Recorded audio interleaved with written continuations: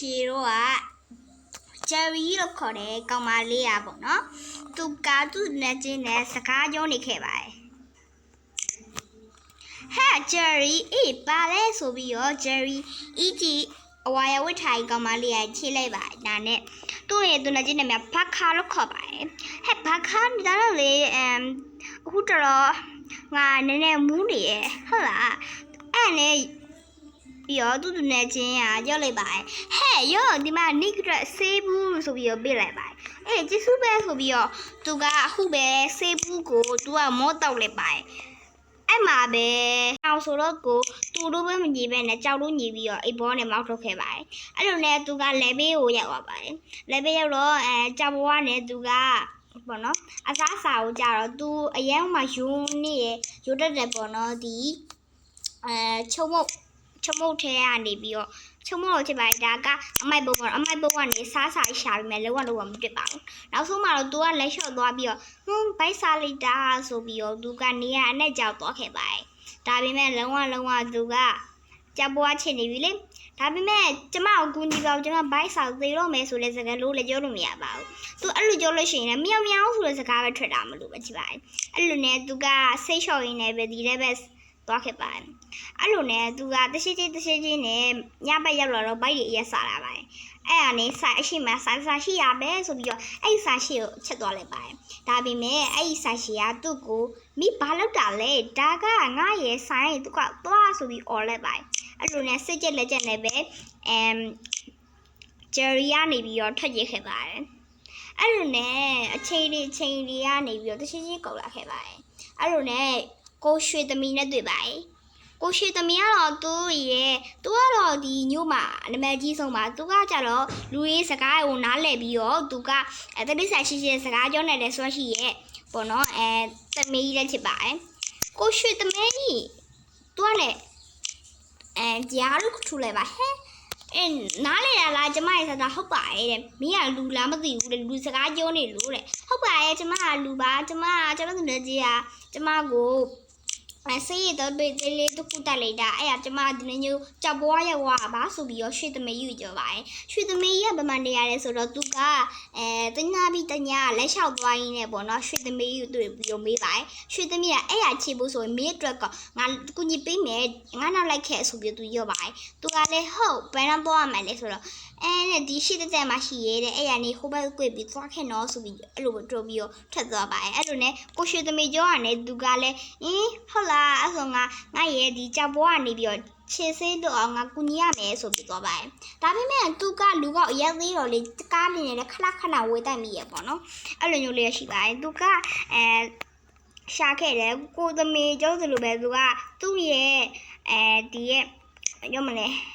လူကိုသွားရှာခဲ့လို့ပြောတာဗျကြောင်စကားနားနေတဲ့လူကတော့ဒီမတော်ရှာရဲဒါပေမဲ့ဆေးရရတယ်ရှာရပေါ့နော်အဲ့ဒီကူတွေတော့ကုဆိုရပါပြီအဲ့တော့သူသွားရင်လည်းမိညာလို့ခေါ်လိုက်တာမိဘိုက်စာလူလားဆိုပြီးတော့ကောက်လိုက်တယ်ပြောလိုက်ပါတယ်သူကလည်းဟုတ်ပါကျမဘိုက်စာလူပဲဆိုမင်း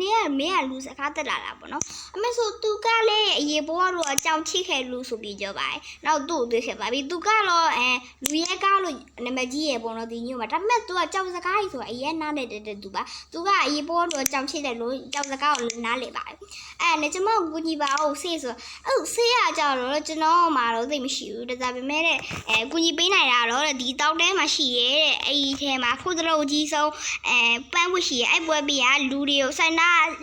စားလိုက်ပြီးရောဆန္ဒချစ်ပြီးရဲလူကြားပါဆိုပြီးတော့သူကလည်းအရေးကြော်သွားပြီးတော့သွားလိုက်ပါတယ်ဒါနဲ့သူကတောက်တဲကြီးရလို့ဆိုရင်တော့ဟုတ်ပြီမှာတောက်တဲကြီးပဲရှိပါတယ်အဲ့တောက်တဲကြီးကနေခုတ်ပြီးတက်ပြီးသွားမှာပေါ့နော်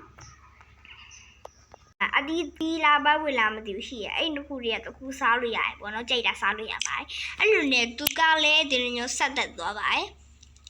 တိတ်နဲ့သူကရေခဲတစ်ခုတွေ့လိုက်ပါတယ်ဟဲ့ရေခဲကကျဲပါလားဆိုပြီးသူကခုတ်ဆင်းသွားခဲ့ပေါ့နော်ခုတ်ဆင်းသွားခဲ့ပါတယ်အဲ့လိုနဲ့တဲ့တော့အဲ့ရေခဲအဆွဲရှိတဲ့ရေခဲပေါ့နော်အဲ့ရေခဲနဲ့ဆေးလိုက်တဲ့ခါမှာပဲတိပေါ်လိုက်ပါတယ်သူကဘယ်နေရာမှမသိရောက်သွားပါနော်ဟဲ့တိပဲဆိုပြီးသူကဒီပန်းပွေတွေရှိရပေါ့နော်သူကပန်းပွေတွေကိုမစားပါဘူးသူကဒီတိပဲစားလိုက်ပါတယ်အဲ့လိုနဲ့ဆိုင်ရနေပြီးတော့သူက ကသူ့နေချင်းကိုအခုလိုကြောက်ပွားရအောင်လုပ်ခဲ့လို့ဆိုပြီးသူကလက်စားချင်မယ်ပေါ့နော်ဘလို့လက်စားချင်မှလဲဆိုတော့သူကသူတွေ့ခဲ့တဲ့ရွှေသမင်ကိုသွားရှာရမယ်ဆိုပြီးတော့သူကနေရာအနက်ကိုလက်ရှာခဲ့ပါတယ်ပေါ့နော်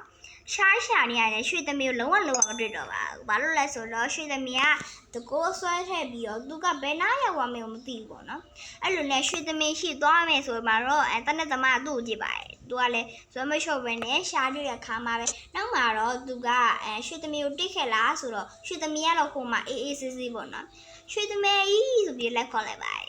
အိုးတရားခုနကကြောင်လားကိုမေးလိုက်တာဟုတ်ပါရဲ့ကျေးဇူးများနေပါရဲ့เนาะကျွန်မအခုကျေးရှိလို့ရပ်ပါရဲ့အခုတဲ့ကျွန်တော်ရေးတဲ့ဒီ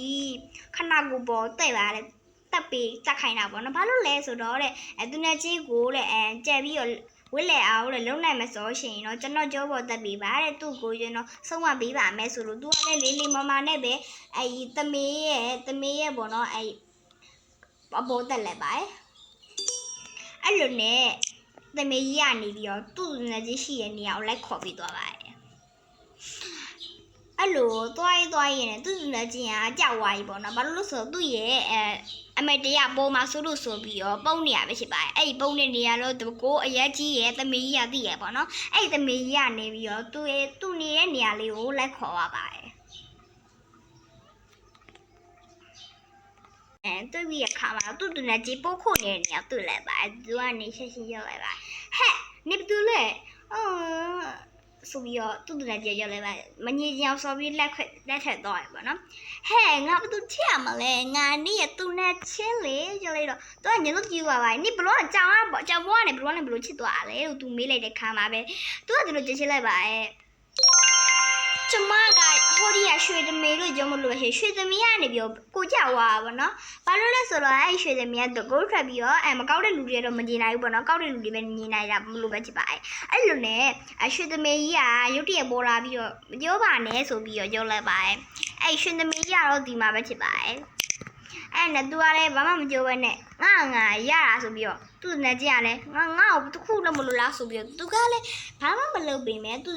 နဲ့ကြည့်ကိုကြက်ခွက်လို့ပေးမနိုင်မလားဆိုသူကနားမလိုက်လိုက်ပါဘူးအဲ့လိုနဲ့သူကလည်းသူ့ကိုအစိတ်ခက်တဲ့အရေးကိုတောက်ခိုင်းပါတယ်သူကလုံးဝမတောက်ပါဘူးဒါပေမဲ့တချို့နဲ့အရေးတက်တာမဟုတ်ရှင်အဲ့အကြောင်းကိုလောက်ခဲ့တဲ့အကြောင်းကိုပေါ့နော်ရဲစကိုင်းကိုတွားတိုင်နေဆိုပြီးပြောပြသူကတက်တောက်လေးနဲ့ပဲသူ့နဲ့ချင်းကတောက်လိုက်ရရေပေါ့နော်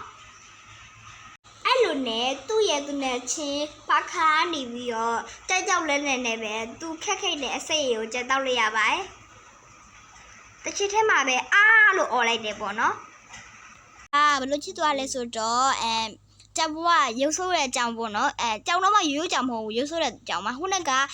ဂျယ်ရီချစ်သွားတဲ့အကြောင်းကတော့လာအကြောင်းပေါ့နော်သူကတော့ရုပ်ဆိုးတဲ့အကြောင်းဖြစ်သွားပါတယ်အဲ့လိုနဲ့သူကနေပြီးတော့ဘသူကနေဘသူသူ့ကိုညီပေးနိုင်မလဲဆိုပြီးတော့ရွှေသမီးကြီးကိုရှာပါတယ်ဒါပေမဲ့အဲ့ရွှေသမီးကြီးပေါ့နော်ဘယ်ရောက်သွားလဲမသိဘူးပေါ့နော်ဒါပေမဲ့သူရှာလုံးဝမတွေ့ပါဘူးအမှန်တဆိုရွှေသမီးကြီးခုနကကြောက်တယ်လို့ပဲရွေးသားလူတွေကပဲရွှေသမီးကိုညီနိုင်တာပဲဖြစ်ပါတယ်ဒါပေမဲ့သူကစက်တနာတက်နေရပေါ့နော်နောက်ပြီးတော့သူ့နဲ့ချင်းအဲ့လူရဲ့ချက်ကိုမကြောကြလိုက်တော့သူလည်းမသိဘူးပေါ့နော်ဒါနဲ့အဲ့ဂျယ်ရီချစ်တော့ကျတော့အဲ့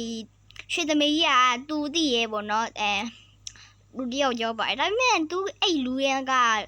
ကြောင်စကားနားလဲတယ်ဆိုတော့ तू မသိဘူးပေါ့နော် तू အဲ့နောက်မကက်ရဲပါဘူး तू အဲ့သူ့ကိုကြောက်တယ်ပေါ့နော်အဲ့လိုနဲ့ပြောပါတယ်အဲ့လိုနဲ့ तू ကတရှိချင်းနဲ့သွားခဲ့ပါတယ်သွားရင်းနဲ့ပဲ तू ကဘာမှလုပ်စရာမရှိလို့ကြောက်ပွားနေမနေလဲရပါတယ်ပေါ့နော်နေပြီးတော့တကယ်လို့ TV လေးကိုကြားနေတဲ့ရင်တော့ like ဆိုတော့လည်းလုပ်ပြီးသွားပါအောင်ရှင် bye bye see you နောက်ထပ်ဗီဒီယိုလေးတွေလည်းထပ်သေးပြီးပါမလို့ပေါ့နော်ခေါင်းလောက်လေးနဲ့နှိပ်ပေးခဲ့ပါအောင်အဲ့ခေါင်းလောက်လေးကတော့ all လို့နှိပ်လိုက်ပေါ့နော်